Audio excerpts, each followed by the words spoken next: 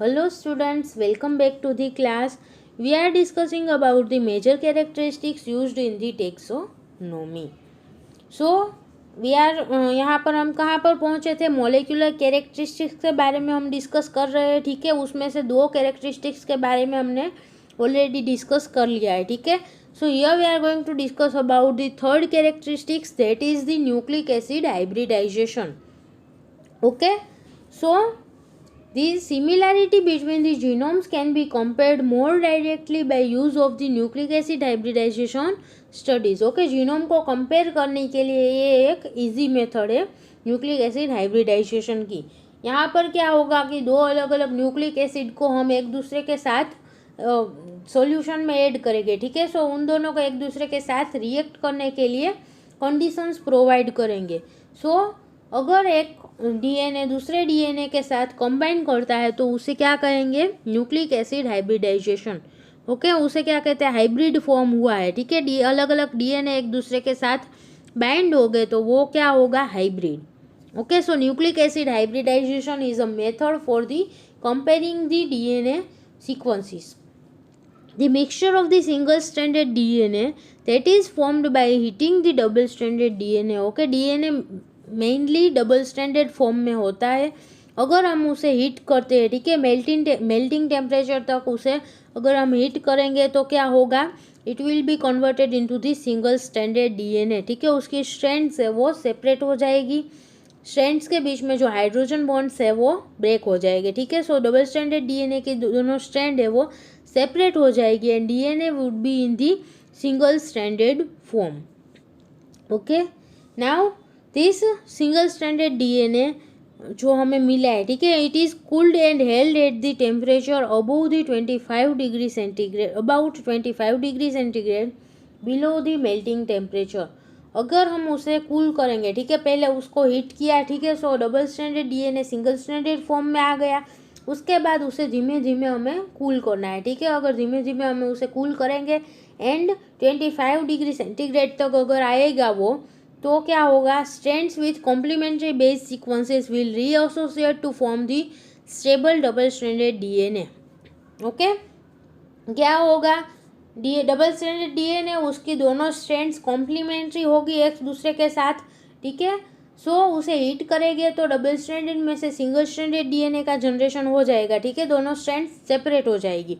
फिर उसके बाद अगर हम उसे कूल करते जाएंगे धीमे धीमे, मेल्टिंग टेम्परेचर के नीचे का टेम्परेचर आता जाएगा, उस प्रकार क्या होगा कि जो सिंगल स्ट्रैंड्स है वो वापस से कंबाइन हो जाएगी, ठीक है, वापस से एक दूसरे के साथ एसोसिएट हो जाएगी, reassociated to each other to form the double standard DNA, ठीक है. सिंगल स्ट्रैंड में से वापस से डबल स्टैंडर्ड डीएनए का फॉर्मेशन हो जाएगा. Whereas the non complementary strands will remain single.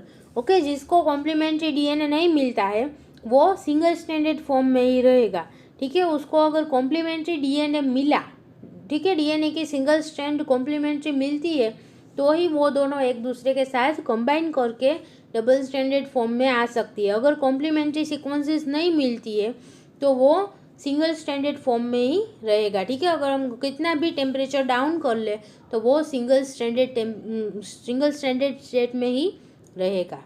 Clear? Because strands with similar but not identical sequences associate to form the less temperature stable DNA double stranded DNA hybrid.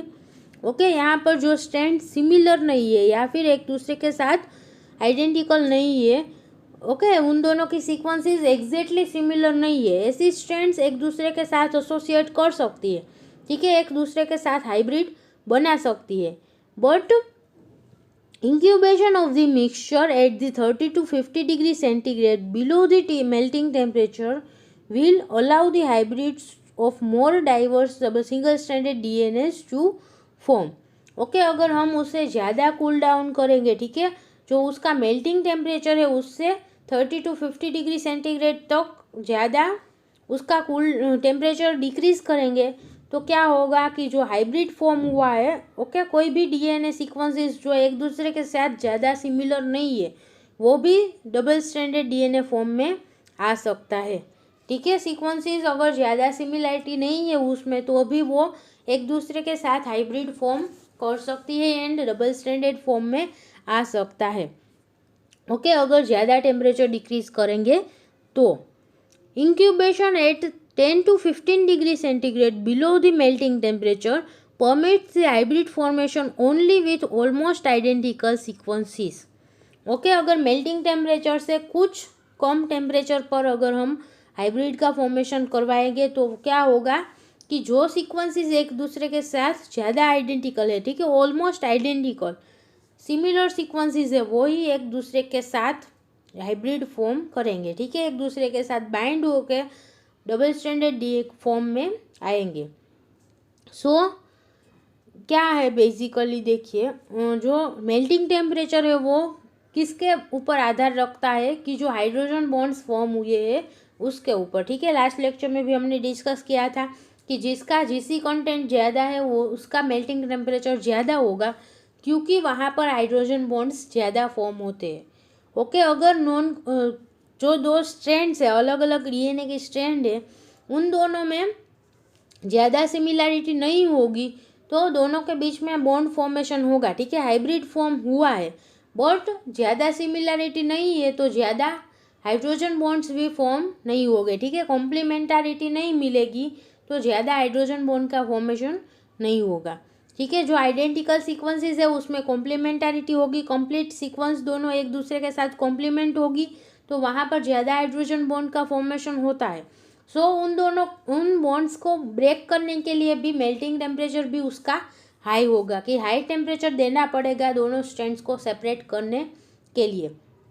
Okay, and अगर दो strands है दोनों में similarities बहुत कम है तो जो bond formation होगा दोनों के बीच में, ठीक है, कॉम्प्लीमेंटारिटी भी कम होगी कि एक दूसरे की कॉम्प्लीमेंट सीक्वेंसेस जो है वो कम होगी, ठीक है।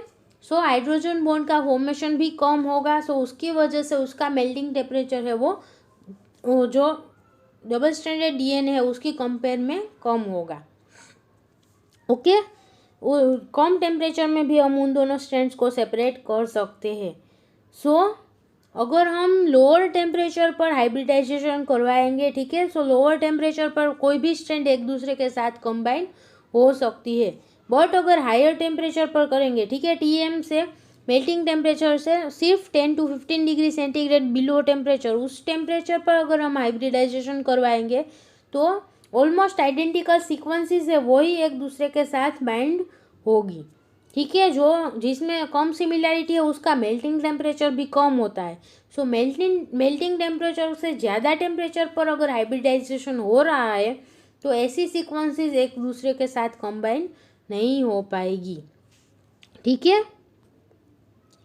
In one of the more widely used hybridization technique is the nitrocellulose filters. Okay, एक टेक्निक है हाइब्रिडाइजेशन की by use of the nitrocellulose filter. It is one type of the filter paper. Okay, nitrocellulose filters with bound non-radioactive DNA strands. Okay, यहाँ पर इस technique में क्या होगा कि डीएनए की एक स्ट्रैंड है non radio active bound, okay, radio active compound से बाउंड नहीं है, ऐसी डीएनए की एक स्ट्रैंड को नाइट्रोसेल्युलोज पेपर के साथ बाइंड किया जाएगा, ठीक है, and are incubated at the appropriate temperature with single stranded DNA fragments made radio active with P32H3 या फिर C14। ओके, ये सभी रेडियो एक्टिव कंपाउंड है, उससे एक टाइप की डीएनए स्ट्रैंड से डीएनए फ्रेगमेंट है उसको रेडियो लेबल्ड किया जाएगा, ठीक है। सो नाइट्रोसेल्युलोज की मेम्ब्रेन पर एक सिंगल स्ट्रैंडेड डीएनए बाउंड है जो नॉन रेडियो एक्टिव है, उसको किसके साथ इंक्यूबेट करना है, हमें उस नाइट्रोसेल्युलोज पेपर को भी हमें सिंगल स्ट्रैंडेड डीएनए का जो कल्चर है उसके साथ हमें इंक्यूबेट करना है, ठीक है। यहाँ पर जो सॉल्यूशन में सिंगल स्ट्रैंडेड डीएनए प्रेजेंट हो गए वो रेडियो लेबल्ड हो गए, ठीक है, उसके साथ रेडियो एक्टिव कंपाउंड अटैच्ड हो गए, सो हम उसको इजीली डिटेक्ट कर सकते हैं रेडियो एक्टिविटी की मदद से। Okay, now after the radio active fragments are allowed to hybridized with the membrane bound single stranded DNA, the membrane is washed to remove the any non hybridized single stranded DNA. Okay, यहाँ पर appropriate temperature पर इन दोनों को हमें incubate करना है, ठीक है। सो क्या होगा, नाइट्रोसेल्युलोज फिल्टर पेपर की मेम्ब्रेन पर बाउंड जो भी सिंगल स्ट्रैंडेड डीएनए है उसके साथ जो सॉल्यूशन में जो रेडियो एक्टिव डीएनए है वो हाइब्रिडाइज होगा। ठीक है, उसके साथ बाउंड होगा। जो डीएनए फ्रेगमेंट्स प्रेजेंट है सॉल्यूशन में वो वहाँ पर बाइंड होंगे कॉम्प्लीमेंटारिटी के बेसिस पर। ओके, सो उसे अप्रोप्रिएट टाइम देना है कि दोनों डीएनए है वो एक दूसरे के साथ कंबाइन होकर हाइब्रिड फॉर्म कर सके। उसके बाद क्या करना है, the membrane is washed to remove any unbound और non hybridized single stranded DNA.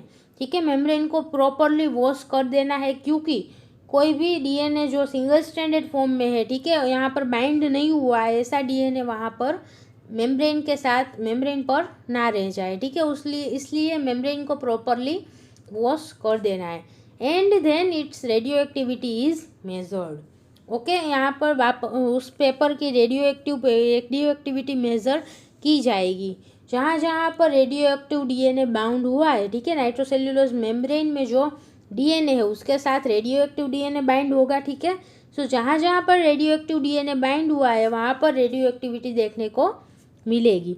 ठीक है, सो रेडियो एक्टिविटी चेक करके उसके बेसिस पर हम हाइब्रिडाइजेशन को चेक कर सकते हैं और मॉनिटर कर सकते हैं कि हाइब्रिडाइजेशन हुआ है या नहीं हुआ है। ठीक है, सो यहाँ पर एक डीएनए हाइब्रिडाइजेशन एक्सपेरिमेंट दिया गया है, ऑर्गेनिज्म 1 ऑर्गेनिज्म 2। ठीक है, दो अलग अलग ऑर्गेनिज्म का डीएनए लिया गया है, दोनों का जीनोमिक डीएनए आइसोलेट किया। ठीक है, और उस डीएनए में से एक डीएनए को लेबल किया by phosphate radio active compound से। एक ऑर्गेनिज्म 1 का जो डीएनए है उसको लेबल किया गया है, ऑर्गेनिज्म 2 के डीएनए को एज इट इज़ फॉर्म में ही रखा है। ठीक है, उसका लेबलिंग नहीं हुआ है। Now heat to form the single stranded. Okay, दोनों ही डीएनए को फिर उसके बाद क्या हुआ, दोनों ही डीएनए का हीट किया गया। ठीक है, दोनों को। सो डबल स्टैंडर्ड में से वो सिंगल स्टैंडर्ड फॉर्म में आ जाएंगे। ठीक है, now the hybridization experiment is run. ठीक है, दोनों डीएनए को अलग अलग प्रोपोर्शंस में मिक्स किया गया एंड हाइब्रिडाइजेशन प्रोसेस को होने दिया। ठीक है, प्रॉपर टेम्परेचर प्रॉपर टाइमिंग दे के हाइब्रिडाइजेशन करवाया गया इन दोनों डीएनए के बीच में। So the result and interpretation में आप देख सकते हैं कि percentage hybridization. Okay, different percentage hybridization यहाँ पर दिया गया है 1:1। इसका मीनिंग क्या है कि ऑर्गेनिज्म 1 का डीएनए ही लेकर उसको ऑर्गेनिज्म 1 के डीएनए के साथ ही हाइब्रिडाइज करवाया गया। ठीक है, दोनों अगर एक दूसरे के साथ रिएक्ट करेंगे तो 100% हाइब्रिडाइजेशन देखने को मिलेगा। ठीक है, पूरा डीएनए एक दूसरे के साथ बाइंड हो जाएगा क्योंकि कॉम्प्लीमेंट्री स्ट्रैंड होगी दोनों एक दूसरे के साथ। एक ही ऑर्गेनिज्म की है, एक ही डीएनए की दो अलग अलग स्ट्रैंड है, सो वो एक दूसरे के साथ कंप्लीट हाइब्रिडाइजेशन हो जाएगा। It is known as the 100% hybridization. Okay, अगर 100% हाइब्रिडाइजेशन देखने को मिलता है तो इसका मीनिंग क्या है कि सेम स्पीसीज का है। ठीक है, और सेम स्ट्रेन है। It is known as the control. Okay, DNA is दोनों डीएनए जो अलग अलग स्ट्रैंड है वो सेम स्ट्रैंड में से ही आइडेंटिफाई हमने आइसोलेट की गई है। Okay, so it is used as the control. Now organism 1 and organism 2 दोनों के बीच में हाइब्रिडाइजेशन करवाया गया तो क्या होता है आप देख सकते हैं कि कुछ स्ट्रैंड्स है वो एक दूसरे के साथ कंबाइन होगी, कुछ नहीं होगा। ठीक है, हाइब्रिडाइजेशन कितना हुआ है वो हमें चेक करना है। सो यहाँ पर नीचे रिजल्ट एंड इंटरप्रिटेशन के लिए एक परसेंटेज हाइब्रिडाइजेशन का ग्राफ दिया गया है। आप देख सकते हैं कि 75% से ज़्यादा अगर हाइब्रिडाइजेशन होता है तो इसका मीनिंग क्या है कि सेम स्पीसीज में से दोनों डीएनए आइसोलेट किए गए हैं। ठीक है, और दोनों ऑर्गेनिज्म सेम स्पीसीज को बिलोंग करते हैं। देन अगर 25% से 75% तक को हाइब्रिडाइजेशन होता है तो same genus but different species. Okay, दोनों ऑर्गेनिज्म एक ही जीनस से बिलोंग करते हैं बट दोनों अलग अलग स्पीसीज है। ठीक है, एंड 25% से कम हाइब्रिडाइजेशन देखने को मिलता है तो उसका मीनिंग है कि जो ऑर्गेनिज्म हमने दोनों लिए, ठीक है, दोनों ऑर्गेनिज्म जिसका डीएनए हमने आइसोलेट किया है वो दोनों अलग अलग जीनस से बिलोंग करते हैं, ठीक है, उनका जीनस भी अलग अलग है, जो उनके डीएनए में कुछ सिमिलैरिटीज नहीं है तो हाइब्रिडाइजेशन नहीं होगा। Okay, so the quantity of the radioactive bound to the filter reflects the amount of the hybridization. Okay, nitrocellulose paper के ऊपर जो हमने एक्सपेरिमेंट किया है वहाँ पर हम रेडियो एक्टिविटी लास्ट में चेक करेंगे, ठीक है। सो जितनी रेडियो एक्टिविटी होगी वो किसको रिफ्लेक्ट करता है, हाइब्रिडाइजेशन को। ओके, जितनी ज़्यादा रेडियो एक्टिविटी उतना ज़्यादा हाइब्रिडाइजेशन हुआ है। Okay, and thus the similarity of the DNA sequence. So ज़्यादा हाइब्रिडाइजेशन हुआ है तो उसका मीनिंग है ज़्यादा डीएनए सीक्वेंस में सिमिलैरिटीज़ भी ज़्यादा है। Okay, the degree of the similarity और homology is expressed as the percentage of the experimental DNA radioactivity retained on the filter paper compared to the percentage of the homologous DNA radioactivity bound under the same condition। Okay, यहाँ पर degree of similarity किस प्रकार count की जाती है कि percentage of DNA radio activity retained on the filter paper. Okay, हम जो एक्सपेरिमेंटल डीएनए है हमारा, जिसको हम चेक कर रहे हैं, जिसकी हाइब्रिडाइजेशन चेक कर रहे हैं, वो कितना बाउंड होता है, ठीक है, उसमें कितनी रेडियो एक्टिविटी देखने को मिलती है, उसका परसेंटेज, उसको किसके साथ कंपेयर करना है, with percentage of the homologous DNA, ठीक है, सिमिलर डीएनए जो है सीक्वेंसेस, ओके, और आइडेंटिकल डीएनए सीक्वेंसेस है उसके साथ हमें कंपेयर करना है, ठीक है, कि उसमें जो हाइब्रिडाइजेशन के बाद रेडियो एक्टिविटी देखने को मिलती है उसके साथ हमें हमारा अननोन एक्सपेरिमेंटल डीएनए है उसकी रेडियो एक्टिविटी को कंपेयर करना है, ठीक है। Two strains whose DNAs show at least 70% relatedness under optimal hybridization conditions, less than 5% differences in the melting temperature often are considered as the membrane of the same species। Okay, दो अलग अलग strain के organism हमने लिए हैं, ठीक है, दोनों में 70% से ज़्यादा सिमिलैरिटीज़ है और हाइब्रिडाइजेशन देखने को मिलता है, ठीक है, प्लस उनके मेल्टिंग टेम्परेचर में भी 5% का ही डिफरेंस होगा और उससे भी कम डिफरेंस होगा। So we can interpret that कि ये दोनों जो स्पीसीज है, दोनों स्ट्रेन है, वो सेम स्पीसीज से बिलोंग करते हैं, ठीक है। So if DNA molecules are very different in sequence they will not form a stable detectable hybrid. Okay, अगर डीएनए सीक्वेंसेस अलग अलग है, उनमें बहुत ज़्यादा मेजर डिफरेंस है, तो वहाँ पर हाइब्रिड का फॉर्मेशन ही नहीं होगा और डिटेक्टेबल यानी कि डिटेक्ट हो सके ऐसा हाइब्रिड कोई फॉर्म नहीं होगा, ठीक है। So therefore DNA hybridization is not used in study only closely related microorganisms. Okay, sorry, यहाँ पर डीएनए हाइब्रिडाइजेशन की जो मेथड है वो सिर्फ क्लोजली रिलेटेड माइक्रो ऑर्गेनिज्म के लिए ही यूज़ की जा सकती है, ठीक है। अगर माइक्रो ऑर्गेनिज्म अलग अलग जीनस से बिलोंग करते हैं या फिर एक दूसरे के साथ क्लोजली रिलेटेड नहीं है तो उनको आइडेंटिफाई करने के लिए और उनका क्लासिफिकेशन कैरेक्टराइजेशन करने के लिए हम डीएनए हाइब्रिडाइजेशन की टेक्निक को यूज़ नहीं कर सकते, ठीक है। So for that more distantly related organisms are compared by carrying the DNA RNA hybridization experiment using the radioactive ribosomal और ट्रांसफर RNA, ठीक है। सो अलग अलग डिस्टेंटली रिलेटेड ऑर्गेनिजम्स है तो उनको कंपेयर करने के लिए डीएनए आरएनए हाइब्रिडाइजेशन की मेथड यूज होती है, क्योंकि आरएनए का जो फ्रेगमेंट है, ठीक है, टीआरएनए आरआरएनए, उसका हाइब्रिडाइजेशन करवाया जाएगा विथ डीएनए। ओके, एक ऑर्गेनिज्म का डीएनए लेना है, दूसरे ऑर्गेनिज्म में से टीआरएनए आरआरएनए, ठीक है, उसको लेकर इसके साथ उसका हाइब्रिडाइजेशन होगा। So distant relationship can be detected because the rRNA tRNA genes represent only a small portion of this total DNA genome, ठीक है, पूरा का पूरा जो डीएनए उसमें से एक छोटा सा पोर्शन है उसको रिप्रेजेंट करता है rRNA tRNA. So and have not evolved as rapidly as most other microbial genes। Okay, बाकी जो माइक्रो ऑर्गेनिज्म के जीन है उसकी कंपेयर में इसका इवोल्यूशन भी कम हुआ है। सो हम आरआरएनए टीआरएनए दोनों की सीक्वेंस को कंपेयर करके उसका आइडेंटिफिकेशन कर सकते हैं for the distantly related organisms. The technique is similar to that employed in the DNA hybridization. Okay, DNA hybridization में जो टेक्निक यूज़ होती है उसी के साथ सिमिलर टेक्निक ही यहाँ पर यूज़ होगी. Okay, membrane bound DNA is incubated with radioactive rRNA, then washed and then counted. Okay, यहाँ पर क्या होगा, नाइट्रोसेल्युलोज मेम्ब्रेन के साथ DNA अटैच होगा, ठीक है, एंड उसके बाद जो रेडियो एक्टिव DNA है उसकी जगह पर रेडियो एक्टिव RNA का यूज़ होगा, ठीक है. देन सेम प्रोसेस वॉशिंग होगा and then radio activity count होगी. As even more accurate measurement of homology is obtained by finding the temperature required to dissociate and remove the half of the radio active rRNA from the membrane.